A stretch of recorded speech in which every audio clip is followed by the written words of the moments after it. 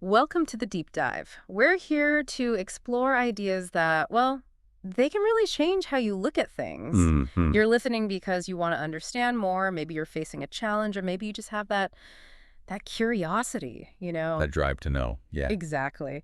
And today we're getting into something really fascinating. It's sparked by a video we watched called Quantum Entanglement. Can you influence the universe to get what you want? So let's dive in. Yeah, it's a big question. And right away, this idea, quantum entanglement, it's pretty compelling stuff. It really is. The video talks about how, everything started from one single point, the Big Ah, Bang. right. The origin of it all. And the particles that were connected back then, they apparently stay connected, even if they're like galaxies Oh, apart. yeah. It's like they share this hidden link. Secret bond, yeah. Yeah. Still connected across the universe. And the video points out Einstein's famous phrase for this. Spooky action at a distance. That's the one. Because it just seemed impossible, right? Defying space and time. But then Alan Aspect's experiment in '82.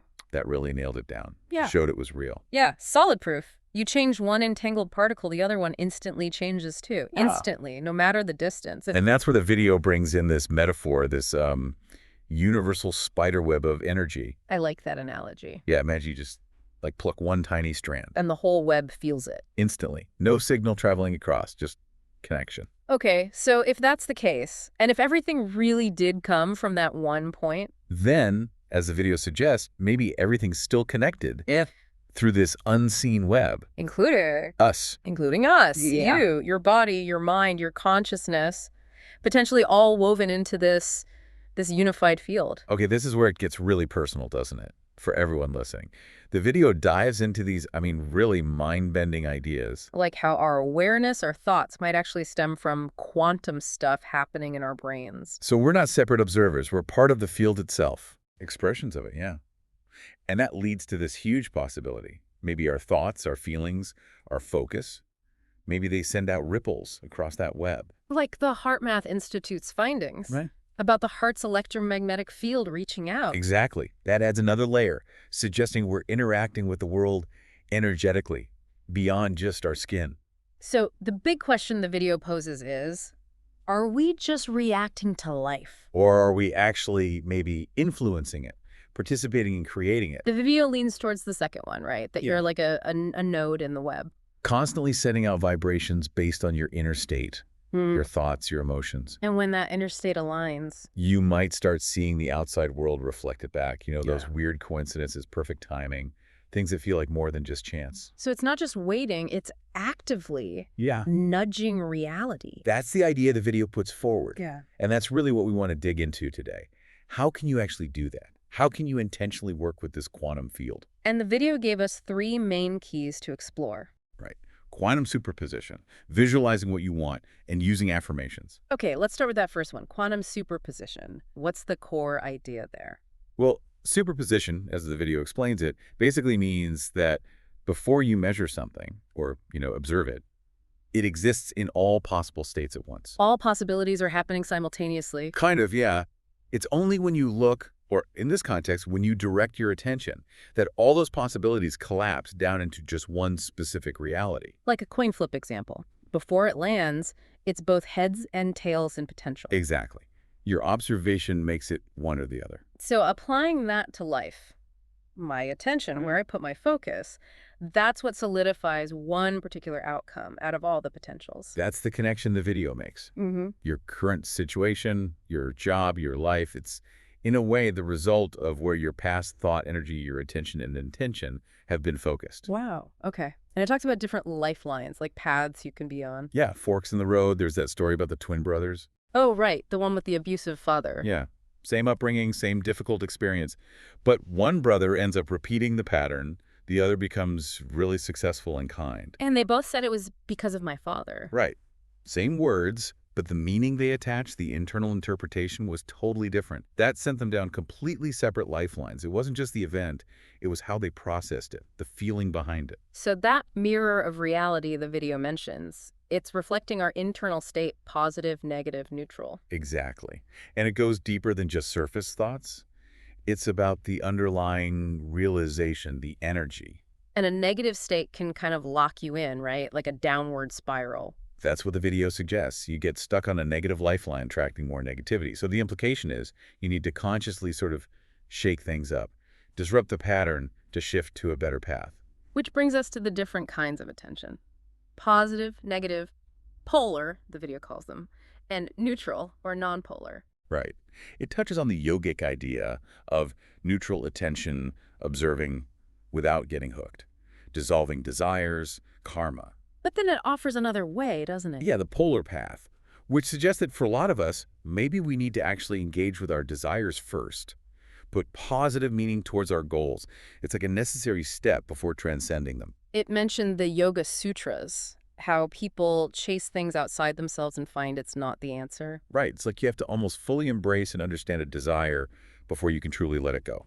Like that story of Yogananda's guru creating the Golden Palace. Exactly. Fulfilling that old desire to clear the way for deeper spiritual stuff.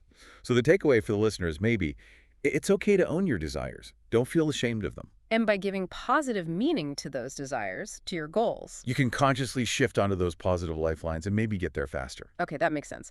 So attention shapes reality through superposition. Now the second key, attention and intention. How do they work together? Well, attention, like we said, focuses your energy. It picks the target reality.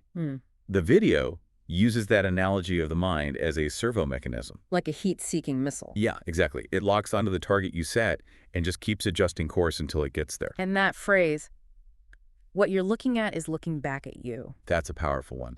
The client example really drives it home. The business owner focused on low profits. Yeah, he wanted abundance, but his attention was glued to the lack, the low numbers. And guess what? That's what kept showing up. Until he shifted focus. Until he deliberately started focusing on what he did want. The freedom, the great team, the feeling of success. Then things started changing. It shows how critical it is where you point that mental spotlight. Okay, so that's attention. What about intention? How does that fit in? Intention is the power. Yeah. The power behind it, the drive. The video defines it as that firm decision, that resolve, to have something and to act accordingly. And it made a distinction between physical action and mental action. Yes, and this is really interesting. Physical action, the stuff we usually think of, often keeps us within our comfort zone, right? Doing the familiar things. Yeah, it feels safe, but maybe limiting. But mental action.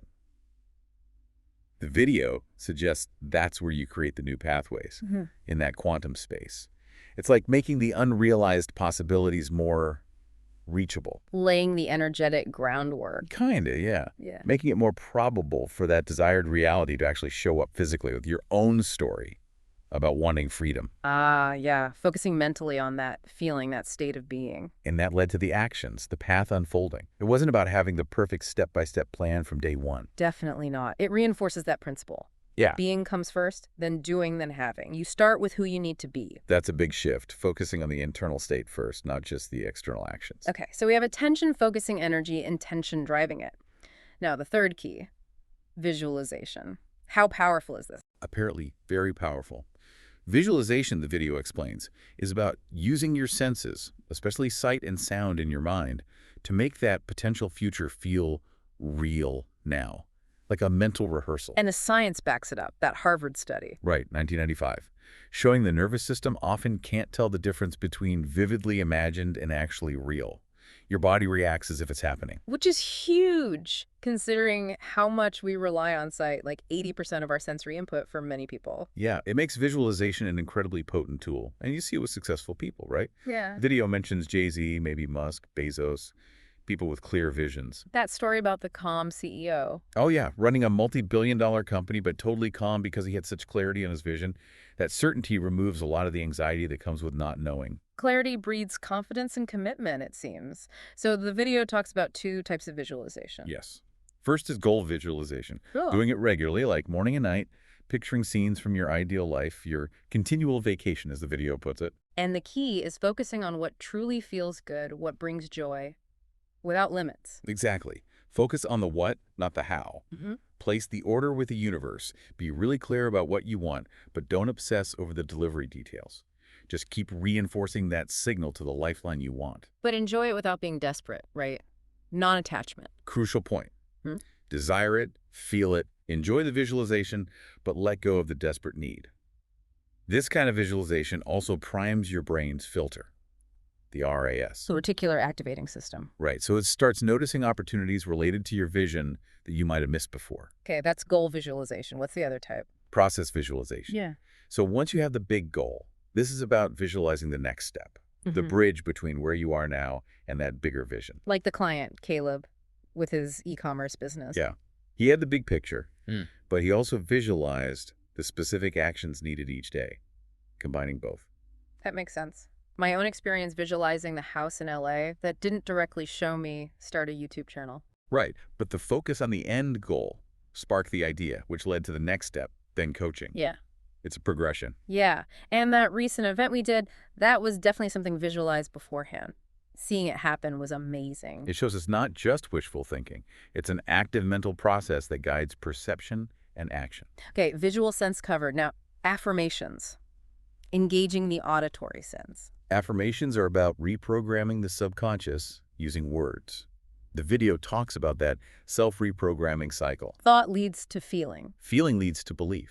Belief programs the RAS, which looks for proof. confirming the belief, making it a conviction, and you can get stuck in that loop, that law of hypnotic rhythm. And fear really fuels the negative side of that cycle. Hugely. Mm-hmm. But the video says people who are awake learn to look for opportunities even when things are tough.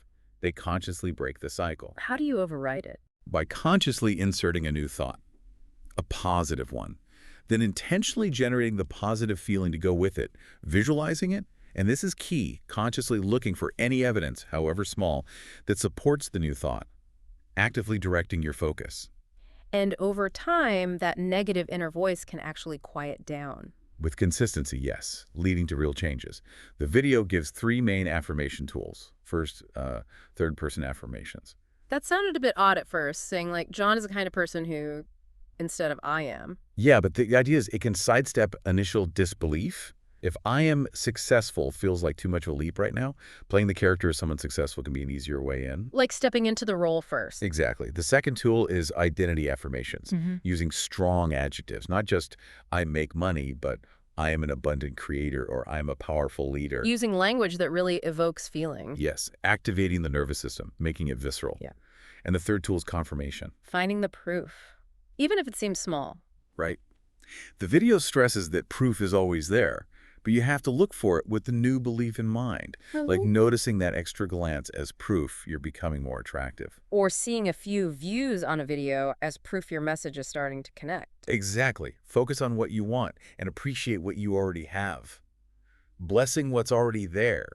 Like Florence Scovel Shinn said, it relates to that law of giving and receiving too. And the client stories, like Shams with his business and weight loss. They really show this stuff works when applied consistently.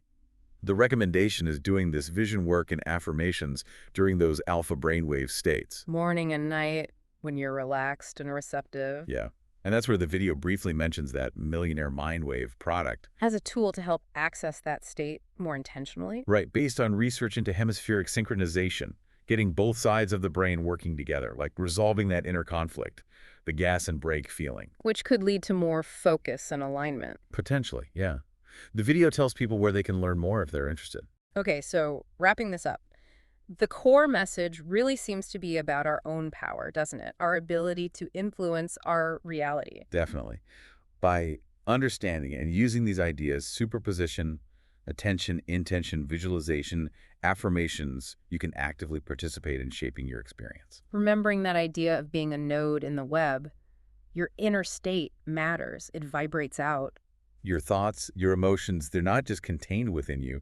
They're part of this larger interconnected field. So maybe a final thought for everyone listening. Yeah, think about just one area of your life you'd like to see change. Just one. And start experimenting. What tiny shift can you make in your attention? What can you visualize? What affirmation could you try? See what happens.